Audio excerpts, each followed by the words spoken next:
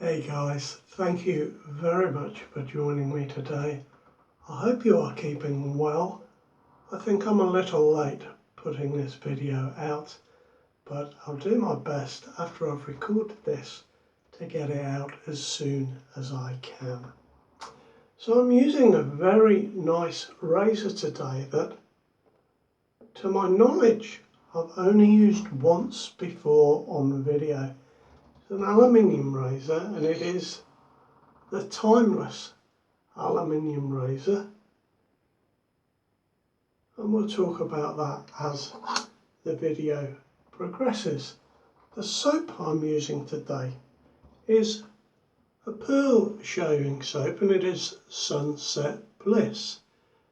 It certainly is a very slick soap with few ingredients, but as a consumer I think they can make improvements to this. I'll talk about that too. And I've got some soap lathered up on my vintage brush. Here's my vintage Hardrite, the Lime Beater. And I've lathered up my soap today in my usual, one of my Byron Shaving Company shaving bowls. And just to finish off the intro, the razor blade I've got is a very nice Treat Platinum. I do like these. So there we go, let's get this soap on my face. I find it a little slow to build a lather, but I am getting a very nice lather from this soap. As I said, there were few ingredients listed, and I'll just hold that up, and if it focuses properly you'll be able to read those once you've paused the video. Now we know that fatty acids are used in soap making to mix with alkaline products, and that reaction, that chemical reaction, is what makes soap. So some of those fatty acids we've got listed here: stearic acid, mysteric acid, palmitic acid.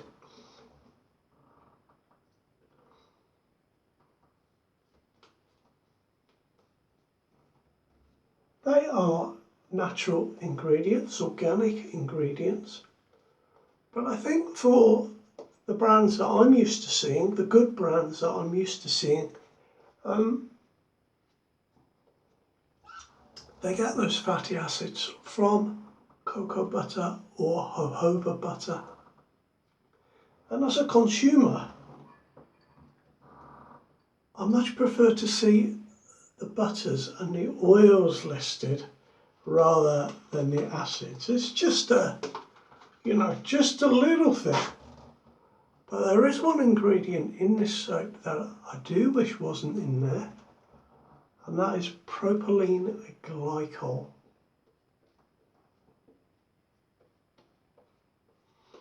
And what that is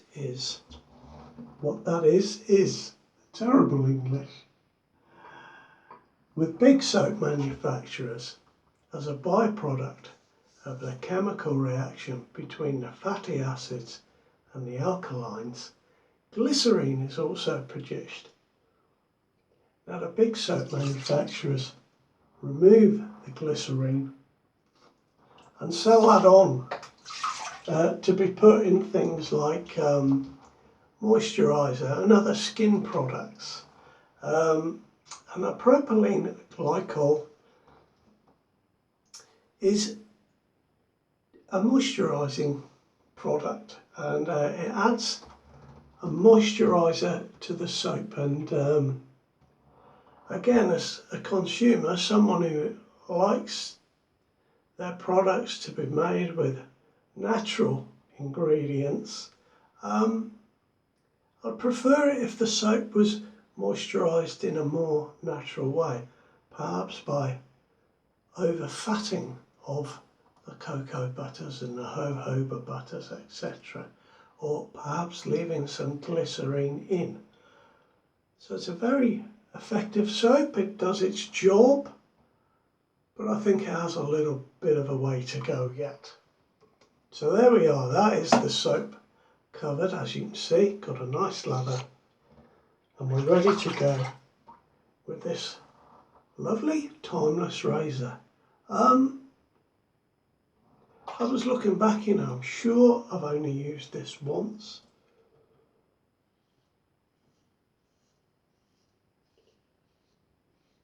It's a razor that, to me, feels really light when you first pick it up. But I've used the razor and the soap all this week, and I've gotten used to it very, very quickly. It provides a great shave, really nice shave. And it's an incredible price, so perhaps these aluminium razors are a great way to buy from well-established and well-known razor producers when you can't afford a stainless steel or titanium razor model.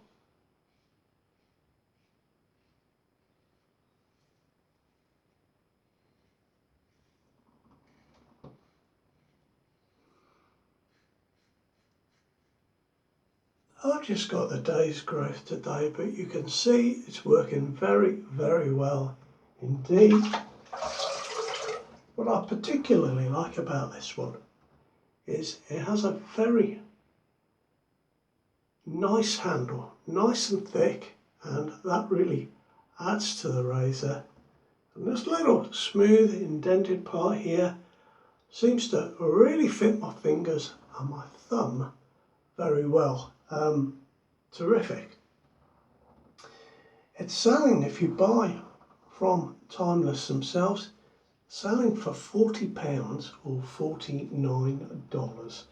Now obviously, if you're not in America, you will pay overseas postage, and perhaps there'll be a little bit of a customs charge, but I wouldn't have thought that would be much on a £40 razor. Slick Boys have it in the UK and it's selling for £75. So it's a very nice razor.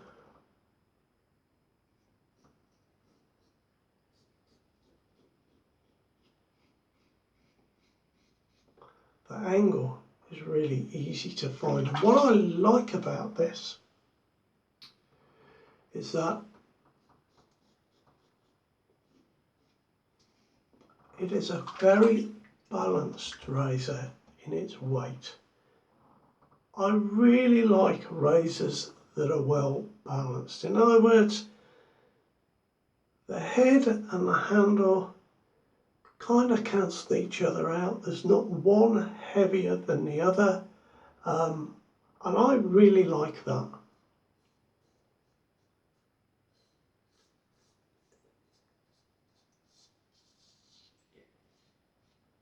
You certainly don't always get that with the stainless steel razors, where often the handle is the heaviest part. Just put it in its stand there. Of course, the price I quoted is without a stand. Stand is a little bit extra. But I'm enjoying this, guys. Very nice razor. And perhaps I can explore some aluminium razors on the channel. So if you're using an aluminium razor and you have some favourites, would you let me know in the comments, and maybe I could have a look to get hold of one or two. We'll start introducing more aluminium razors to the channel. This one is 47.4 grams, so it has a little bit of weight for a very light razor. It's not the lightest,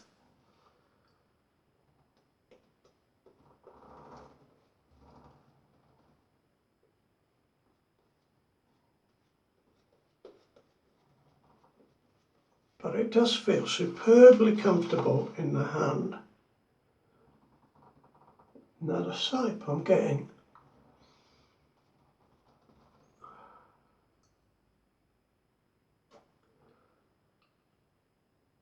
it doesn't taste nice. You won't be surprised to learn that. What I've got from this is a nice shiny lather.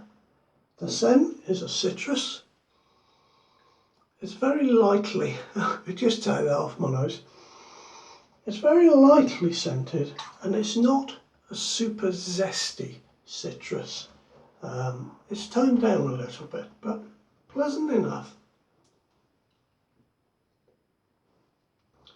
I'll just stick that on the edge of the sink. There we go. I've actually got the lather a little bit thin today. I did much better yesterday. So we go against the grain. You can see where it fits my thumb and finger there very, very nicely.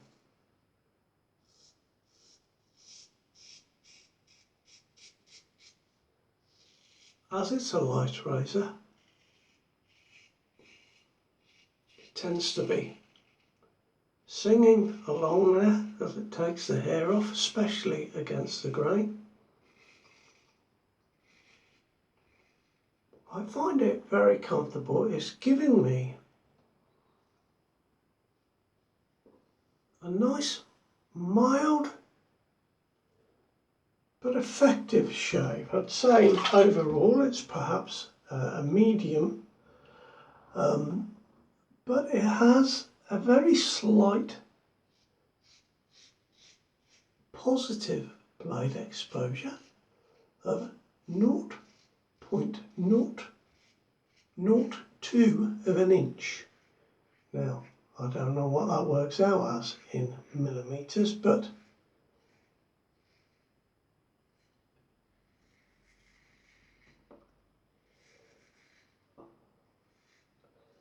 suffice to say it gives a close shave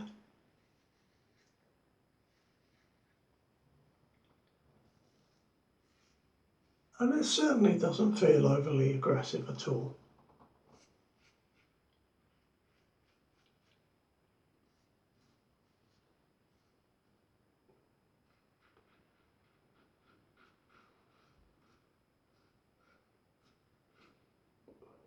Nearly caught myself there.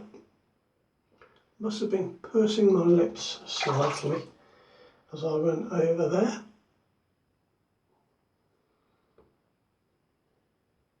I can feel that positive blade exposure, certainly more on my upper lip area as usual.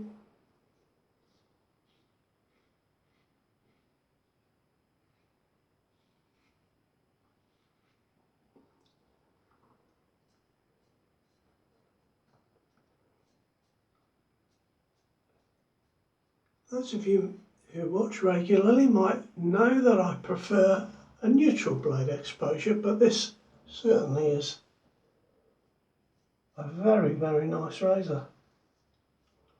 And there we are, 2 passes, and I think that's all I need to do today.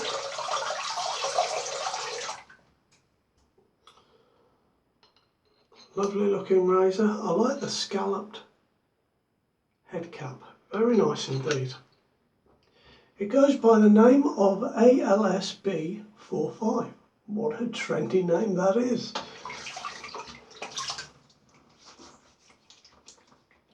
And it's made, if this means anything to you, from 6061 T6 aluminium.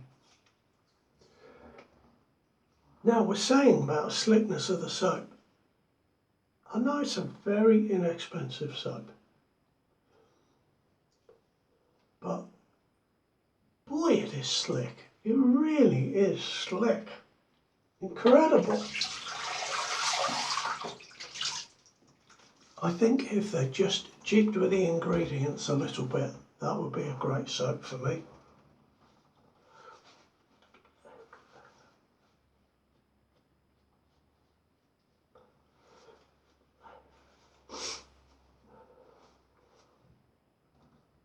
Very nice. I find that my skin feels a little dry in the post shave, but about an hour or so down the line I can really feel the moisture coming back to my skin.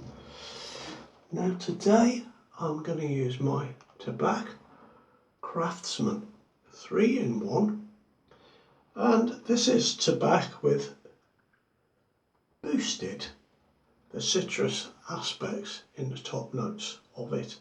I feel it goes very well with this. I love Tobacco Craftsman. It's an absolutely fantastic aftershave or aftershave balm. You can also use it as a moisturiser. It's a wonderful product, guys. There we are. Now, I am done. Thank you for joining me. And before I go, can I just say, I've got a new soap coming to the den.